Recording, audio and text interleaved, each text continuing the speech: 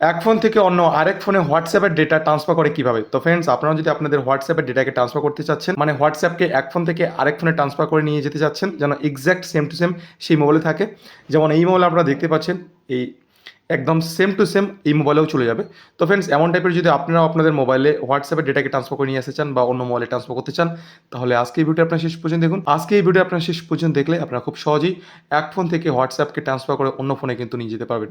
Exact same to same কিন্তু থাকবে। তো চলুন ফ্রেন্ডস, আজকে এই ভিডিওটি শুরু করা যাক। তো ফ্রেন্ডস, অন্য ফোনে সব ফার্স্ট আগে আপনাদের হোয়াটসঅ্যাপকে ওপেন করতে হবে।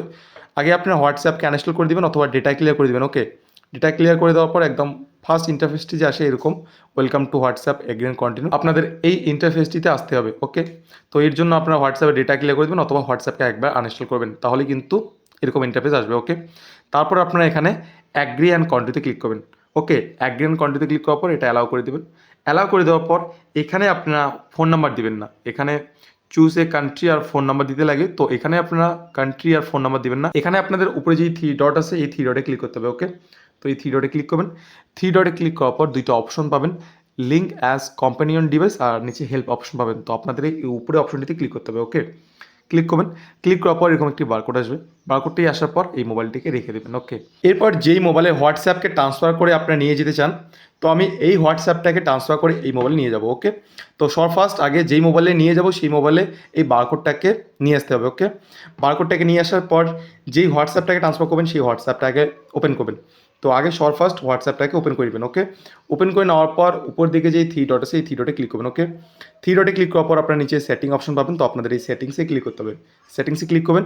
সেটিংসে ক্লিক করার পর আপনার এরকম ইন্টারফেস দেখতে পাবেন, আপনাদের নাম থাকবে আর নামের সাইডে এরকম একটি বারকোডের অপশন দেখতে পাবেন। তো আপনাদের এই বারকোড অপশনটিতে ক্লিক করতে হবে। ওকে, তো ক্লিক করবেন। ক্লিক করার পর আপনারা এরকম ইন্টারফেস দেখতে পাবেন। এরপর আপনারা এই সাইডে একটি অপশন পাবেন স্ক্যান কোড। তো আপনাদের এই স্ক্যান কোডে ক্লিক করতে হবে। স্ক্যান কোডে ক্লিক করবেন। স্ক্যান কোডে ক্লিক করার পর স্ক্যানারটা ওপেন হয়ে যাবে। এরপর আপনাদের সেই কিউআর কোডটিকে স্ক্যান করে নিতে হবে। তো আমি এই কিউআর কোডটিকে স্ক্যান করে নিই। তো আপনারাও কিউআর কোডটিকে স্ক্যান করে নেবেন, তারপর কন্টিনিউতে ক্লিক করবেন। ওকে, কন্টিনিউতে ক্লিক করার পর এরকম লিঙ্ক এ ডিভাইস একটি অপশন শো হবে। তো আপনাদের এই লিঙ্ক এ ডিভাইসে ক্লিক করতে হবে।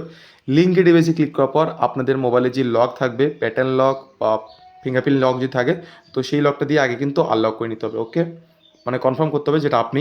ওকে, এরপর আবার কিন্তু এরকম করে স্ক্যানারটা ওপেন হবে, আপনাদের আবার কিন্তু সেই কিউআর কোডটিকে স্ক্যান করতে হবে। তো আরেকবার স্ক্যান করি। এবার স্ক্যান করার পর কিন্তু ডেটা ট্রান্সফার হবে। তো তো আপনি দেখতে পাচ্ছেন লগ ইন দেখাচ্ছে আর লোডিং ইওর চ্যাট। তো এখন কিন্তু চ্যাটসগুলো সব লোডিং হচ্ছে, তারপরেই ট্রান্সফার হয়ে যাবে।